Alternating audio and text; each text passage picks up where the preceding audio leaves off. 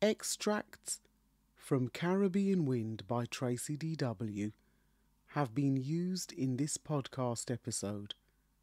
Copyright Tracy D. Williams 2020.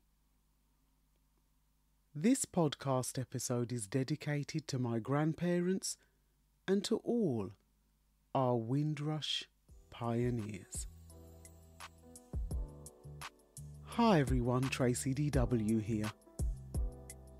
Built in Hamburg, Germany in 1930 by Blom and Voss and operated by German shipping company Hamburg Süd, a certain cruise ship and passenger liner sailed throughout the Mediterranean, Scandinavia and as far as South America. However, this was no ordinary passenger liner. Used by the Nazis to take Germans on package holidays, the cruises were part of a propaganda program called Strength Through Joy, promoting the rise of Adolf Hitler and Germany as a superpower. At the height of Germany's power in 1942, it operated as a Navy troop ship, converting into a prison ship, bringing Jews to Hamburg where they were forced into wagons and transported to concentration camps. But its sinister past was transformed into a future with more positive connotations when it was captured by the British at Kiel in 1945. Formerly known as the Monte Rosa, the ship was rechristened in the following year as HMT Windrush. On the 24th of May 1948, it sailed from the island of Jamaica bound for a new destination, a journey costing £28.10, a journey that the ship had never taken before. Out of the 1,027 passengers and 2 stowaways, the 492 passengers who had alighted at the port of Kingston were not the only precious cargo on board.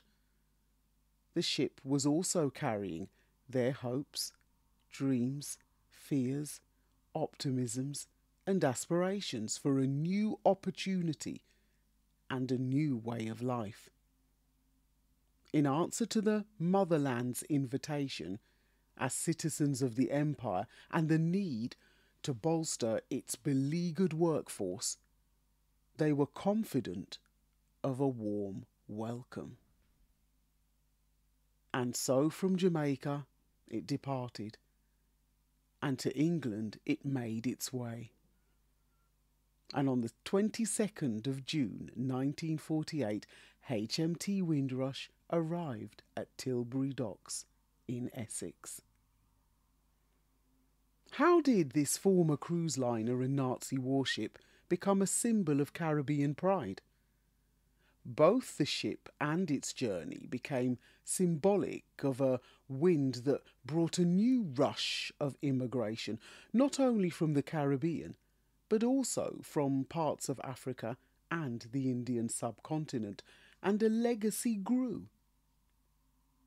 Not only from those 492 passengers, but also from their families and descendants as they tirelessly contributed towards getting Britain back on its feet and rebuilding its post-war economy. A journey across the Atlantic taking 22 days became a labour of dedication and commitment which has endured over the last 7.5 decades. But the ship wasn't the only possession captured by the British.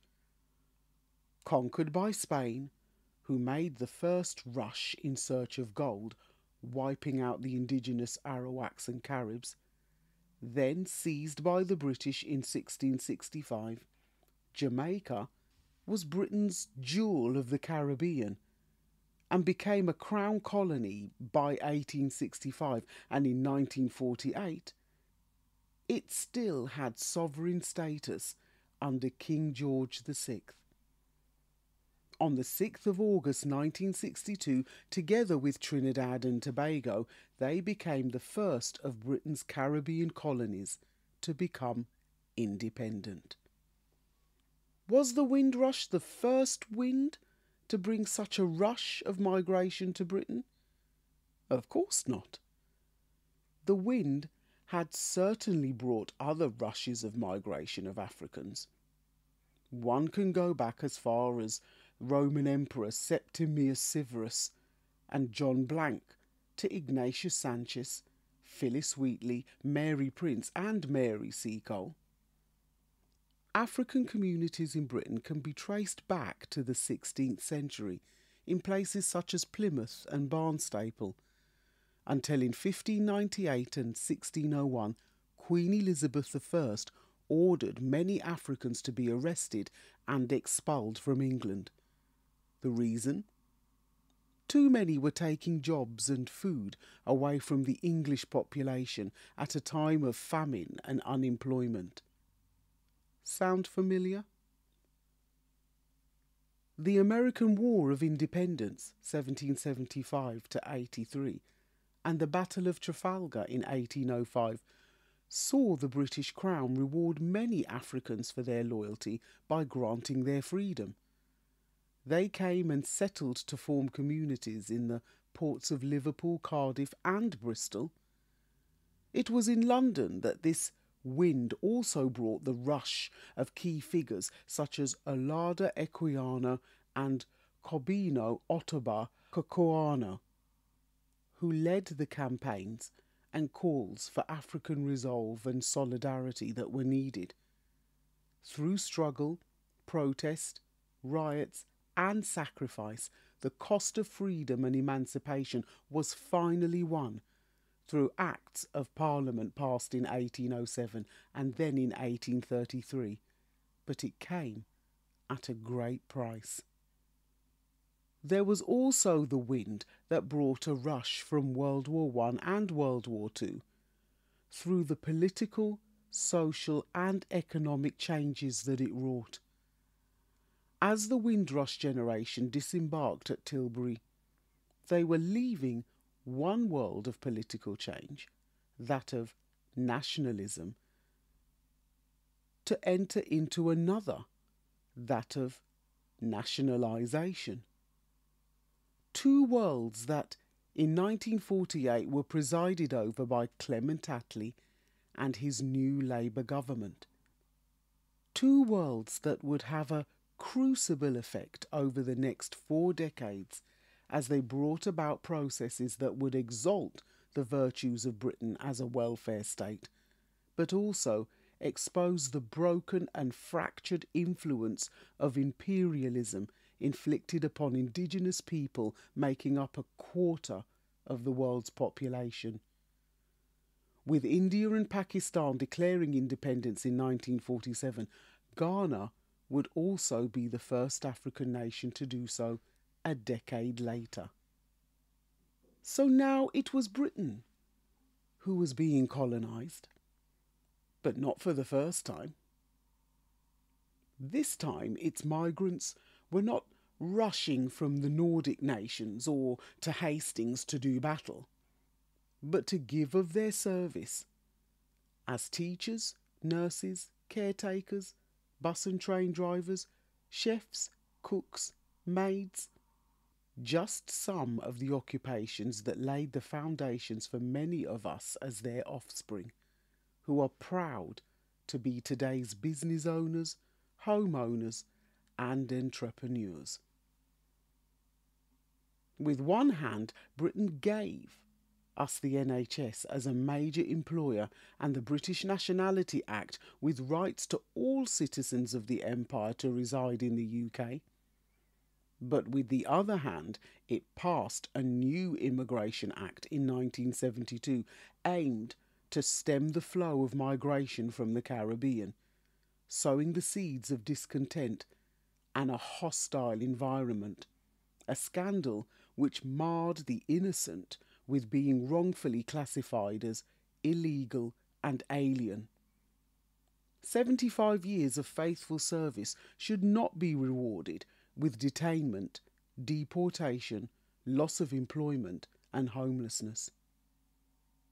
And I take this episode to pay my respects and salute my grandparents and this generation of Windrush pioneers.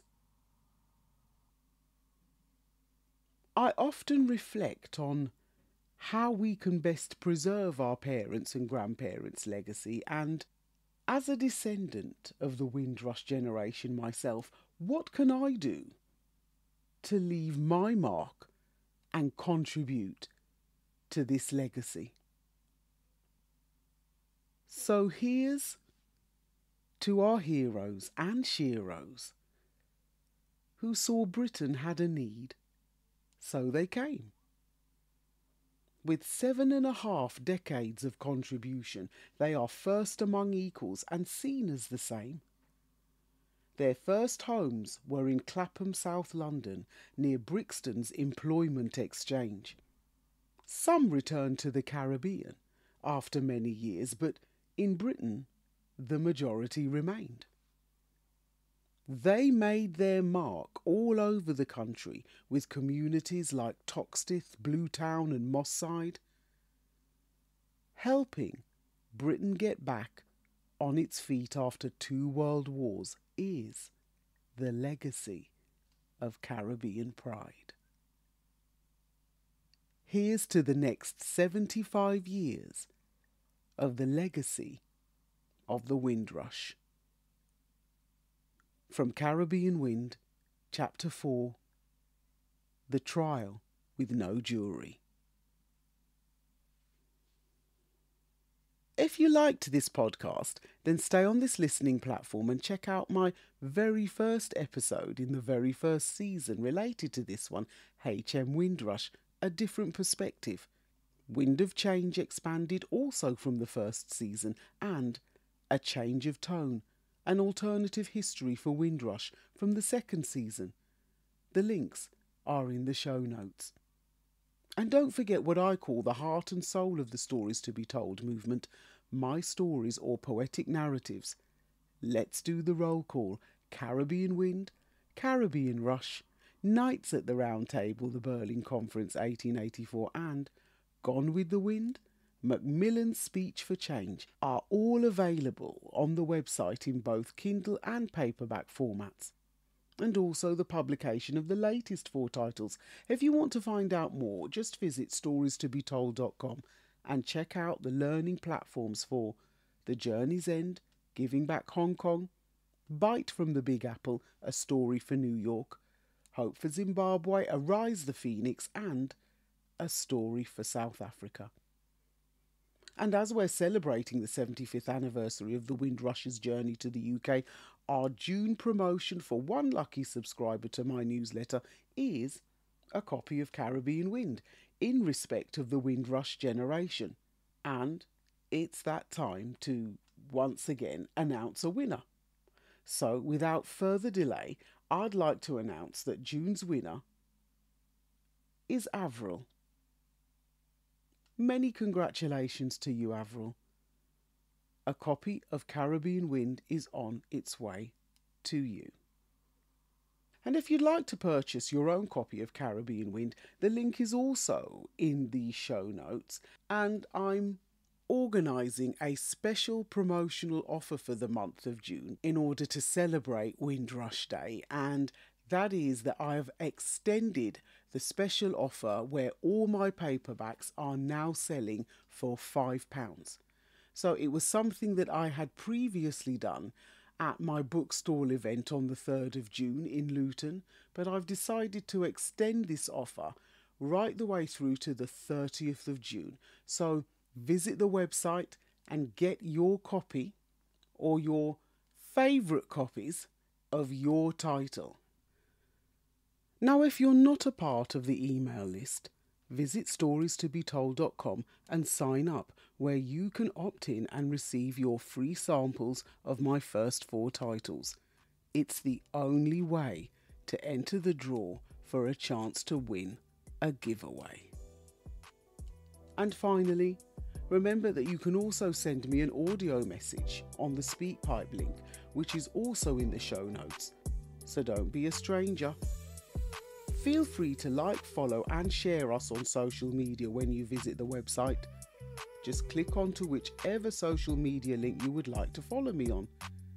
And, as always, it's a pleasure and a privilege to share my learning journey with you in this podcast series, and I encourage you to either begin or continue your own.